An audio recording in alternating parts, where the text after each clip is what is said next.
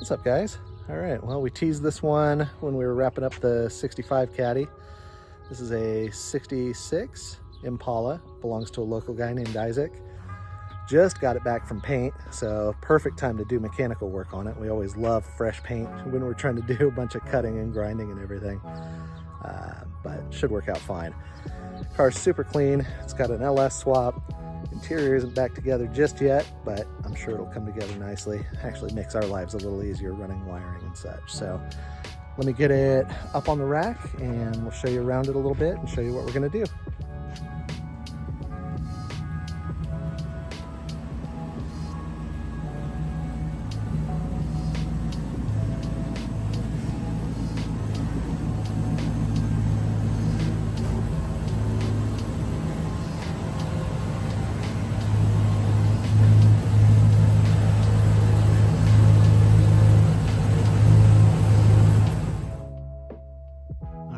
Got Isaac's car up in the air and we can kind of go over things, see if there's anything that needs addressing other than getting it on the ground.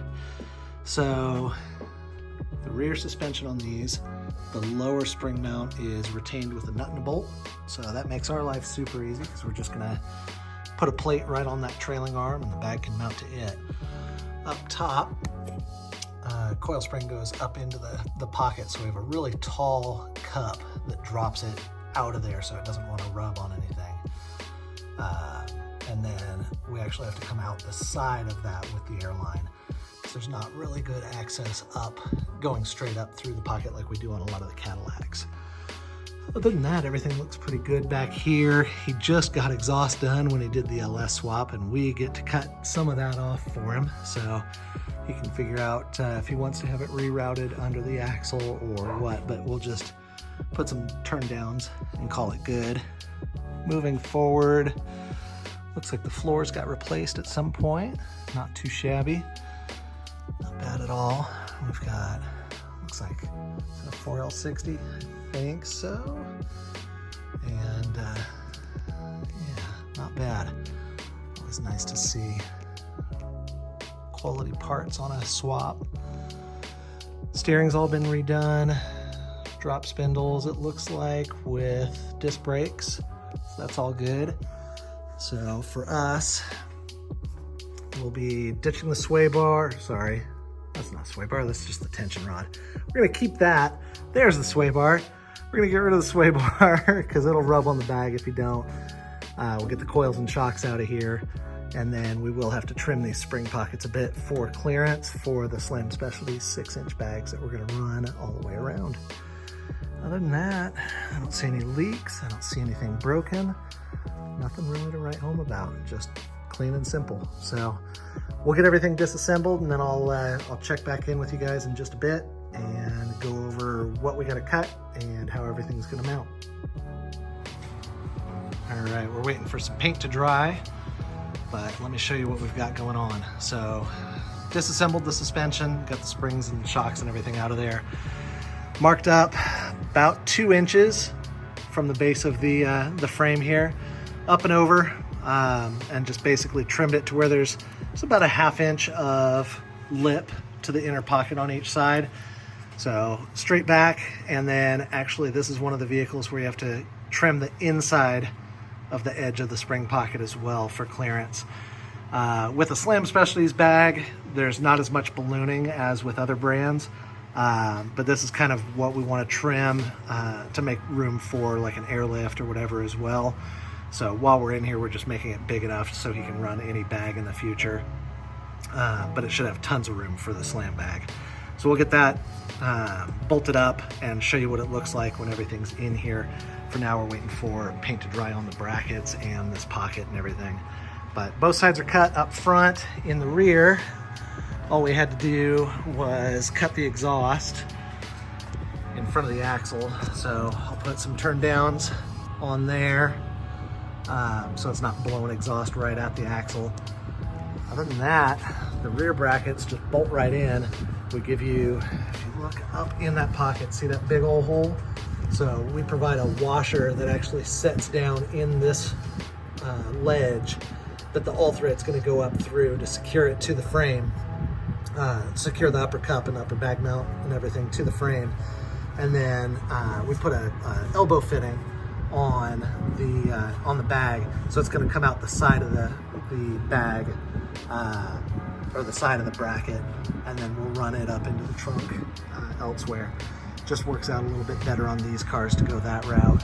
Other than that, rear's pretty straightforward. You keep the stock shocks. We do have an adjustable track bar sitting in a box. Not sure if we're gonna need it, but he does have 14x7s on the rear of this thing, and it looked like it might be really snug. So we're just gonna mock everything up, bolt the wheels on, and jack the suspension all the way up and see what kind of clearance we have. And if it wants to hit on one side, we'll put that adjustable track bar in and get it dialed in, and hopefully that'll get him the clearance he needs. So stay tuned. I'll be back in a little bit to show you what we've got. All right, we're buttoning up the front end right now. So let me show you a couple of tips on these Impala 65 through 70 Impalas. The front upper cup is angled kind of funny. Basically, you'll see if you put the tall side out towards the wheel, that's going to have the plate sitting pretty level when the air is all let out and the upper control arm swings up into, to flatten the bag. That's our goal. We want the bag to be nice and flat at full compression, and then it can angle out as you get lift. So what I like to do is position that upper and start tightening the all thread down. And as you're tightening, look for it to shift around. There's a spring perch, that the coil used to sit on, and sometimes the upper cup will want to sort of rock on that spring perch a little bit and kick to one side or the other and push the bag towards this edge that you cut out. In some cases, I've run into where the little spring hump, where the coil sort of ends, it'll cause the cup not to seat fully and want to rock as you're tightening it down. If that happens, just take your grinder and grind a little notch in the back of the cup more towards the engine side, and that'll let this thing cinch all the way down. You don't have to torque it way down or anything. We just need to get it tight, and then you can sort of reach up there and just make sure that the cup is resting all the way on the spring perch all the way around, so it's not sort of teeter-tottering on that little coil nipple or whatever. So just a tip for that. Once you've got the upper tight, you can loosely bolt the lower bracket onto the bag and then swing the control arm up. And as you bring it up, these side tabs will straddle the lower control arm. So you're basically just gonna cinch everything up, tighten it all the way up, get your bolts holding the tension rod back on, and that locates the front part of the lower bag bracket. And then once you get it up all the way, then you can mark and drill these two guys. And I actually just drill, through the existing tab, or through the lower mount tab while it's on there, just so I know it's perfectly centered. So once that's through, then you can just bolt it on both sides, and you're dialed. If you want to grind down the little original shock mount nubs, you can, but I don't think you get any lower with it. I think this thing sets the cross member on the ground as it is. And certainly with this one, the exhaust hangs a little bit lower than everything. So we're not worried about it getting the lowest possible, that it can. So yeah, this side, same deal. I've got the bag bolted in on the upper and cinched down, and it's nice and tight against the spring pocket everywhere. So then, if you're working on the ground, then obviously you'll be using a floor jack or whatever to compress to bring the control arm up. We're just using this pull jack while we film, super safe. But basically, we're just gonna bring everything up into position so we can get the tension rod and the lower bag bracket, the hole in it, all that lined up.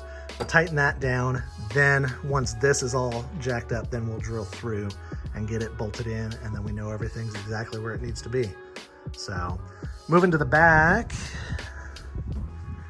is a little more straightforward, but get up in here so you can see the upper bag brackets bolted up. We use that big washer up top to cinch it down. Fortunately on these, on some vehicles, there's just no room to get in here. You can see on this vehicle, there's actually room for me to get to the nut and washer and everything. There's a decent amount of space up here above the frame. So I've still got this a little bit loose. I've got to tighten that up, and then the lower just bolted through the original spring retainer hole with the plate for the bag to roll onto, so there's no sharp edges for it to, you know, slice up on or anything. And then stock shocks back in stock location. So all of this just needs to be tightened up, and then we'll figure out where we want to route the airline. I think we're going to do a couple bulkheads into the floor right there, and on the other side, run those up inside the trunk so we can tie them into the system. But that's pretty much it for the rear. Let me finish bolting the front together, and then we can put some wheels on this and make sure they clear through the whole range of suspension travel. And then if all that's good, then we're moving on to trunk and wiring. All right, so we ran into a slight snag. The 14x7" Supremes that Isaac has on this car are not gonna work, partially because he's got drop spindles and disc brake conversion on this thing. The disc brake conversions for 65 through whatever 70 Impalas tend to push the wheels out, I want to say about 3/4 of an inch per side. And then by installing drop spindles, you don't get the upper arm pulling the camber as the car drops. So you can see we're, you know, sitting with the tire wedged into the wheel well, and the upper arm's basically still straight across instead of starting to pull up in its arc and give us some negative camber to help clear. So before we're getting anywhere close to laid out, we've got the tire wedged into the wheel well to where it won't roll. So that's not going to work. And then out back, similar situation. With it all the way up, it just barely touches inside the wheel well, but that's only when you're going straight up and down. Anytime he would go crooked in a driveway or go around a corner hard and flex the suspension components, it would definitely be rubbing. So 14x7s are not going to work anywhere on this car. I have a buddy, I actually sold my 61 wagon to him, and it has 14x6" Supremes on it, or had. He kept the wheels and sold the car. So I'm gonna shoot over there tomorrow and pick up the 14x6s and let Isaac roll on those while he finds a set of his own. So we'll get this thing back on four wheels one way or another. But that's where we're at right now. We're basically stuck on the rack until we have wheels and tires that fit.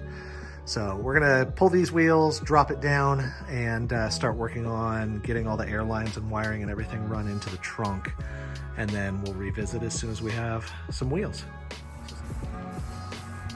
While the car's up in the air, I invited the owner to come over and just clean up the chassis and floors and everything a little bit. So he dropped a bunch of dirt and grime onto my floor. He's now getting overspray on everything in the shop. Having a lift makes it a lot easier to clean up this stuff and lay down some undercoating and just kind of catch the things that you don't see when you're sitting on the ground under it. So happy I was able to help him out and he had some time to come do this. All right, we should be done underneath. We got the new wheels on. I'll show you those in a little bit. But now we are on to installing the management and wiring everything up and getting the plumbing finished. So let me show you what we've got going on. We've got the 4-gauge wire coming up from underneath. I just need to cut it to length and then put the ring terminal on it to connect to the solenoid for the compressors. There are 4 bulkhead fittings. You can see 2 and 2. So left ones, right ones, front and rear. So those will just connect right to the manifold with a couple short lines. And then we've put nutserts into the floor. We've got 4 up there and 2 right down here for the control panel or management panel that we made. So it's a piece of 3/16 steel. We put a bend in it to match that angle in the trunk. And we've got a pair of Viair 485 platinum compressors, polished air tank, 5 gallons. And then hidden back here, a little sandwich between the seat and the air tank, is the AVS manifold, and then the 80 amp solenoid for the compressor control. So all we have left to do is just bolt this in and then hook up the power and ground, and then the switch panel will plug right onto this. This is the pigtail from the manifold, and then we've got the pigtail here for the switches. For the switch controls and the switch panel, he brought us an engraved 6-switch panel. So we pre-wired everything, and we've got it's about a 15-foot lead coming off of it. So that'll mount under the dash. We hook up power to that right here, and then we need to tap into an ignition source with this wire under the dash, and that'll run, or this wire under the dash, that'll run all the way back to the management and hook up to the pressure switch. So that'll keep the tank filled up and only let the compressors run when the tank's low and the ignition switch is on. That way if it decompresses overnight when the weather gets colder or whatever, it won't kick your pumps on unless the key's on. So that's pretty much it. Simple setup, but it should look really clean in there. We're gonna isolate the management panel off of the trunk floor with just some sway bar end link bushings, so give it a little bit of cushion so it doesn't vibrate quite as much. It'll probably still make some noise until it gets carpet and everything in here, but at least we're doing our part to help. So yeah, let me get into this trunk and start sweating, and we'll get everything together. All right, I think we are just about done here. So let me hop in and show you what we got back here. So there's the manifold and the compressor solenoid.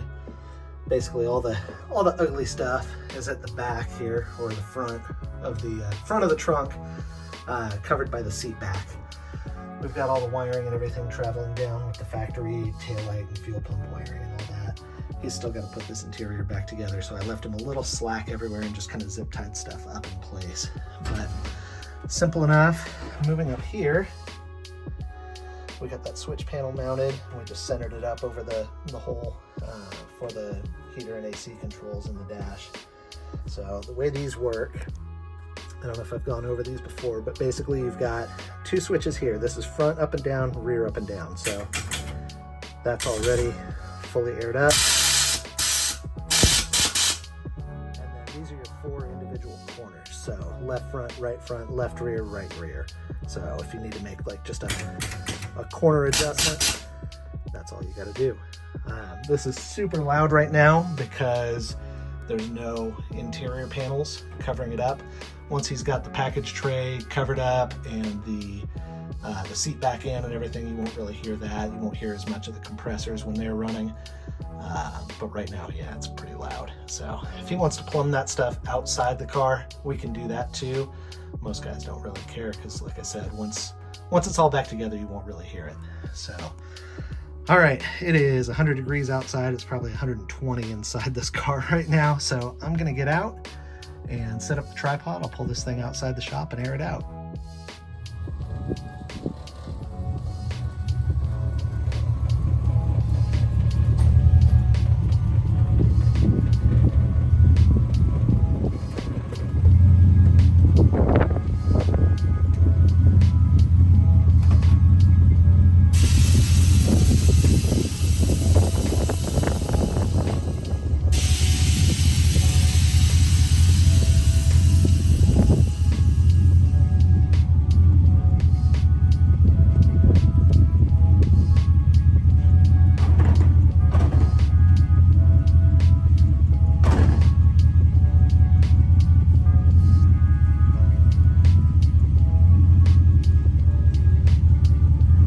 Some adjusting to do on that door, but I'm not going to force it.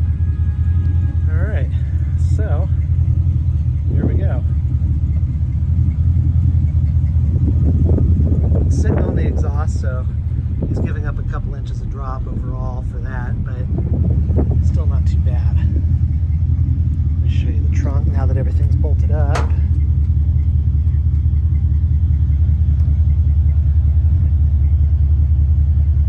Still got the whole trunk usable now. Just clean and simple.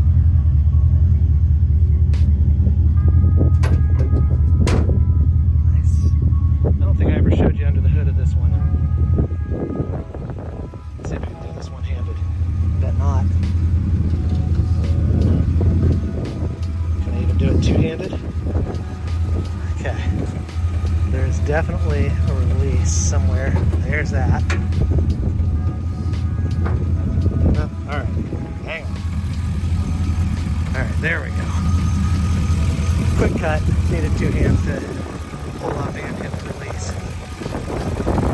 Nice, simple LS truck, 5.3 or whatever.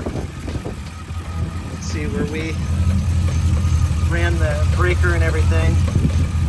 I did add an extra body ground to the ground. We just ran right over here, tied into one of the radiator bolts, just to give it,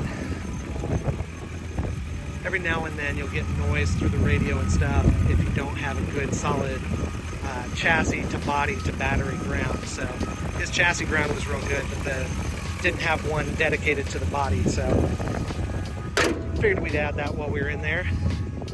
But yeah, here she is. Not too bad. We'll get her over to alignment tomorrow, and tomorrow afternoon it should be ready to pick up. So if you guys have any questions about 65 through 70 Impalas or 58 through 64 Impalas or anything related to Chevy Impalas or any other car, feel free to reach out. Hope this gave you some information and helped show some of what we do.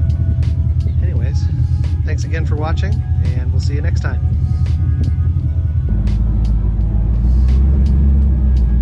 Figured I'd take it on a quick spin around the block, make sure it drives good, show it off to the neighbors, remind them just how good they have it, getting to see all these cool classics, making noise, making fires in the shop, all that fun stuff. Man, this thing drives great. Just a cruiser. His seat sits way too far back for me. I'm like leaned way back. You can't really tell. But I'm like reaching for the steering wheel.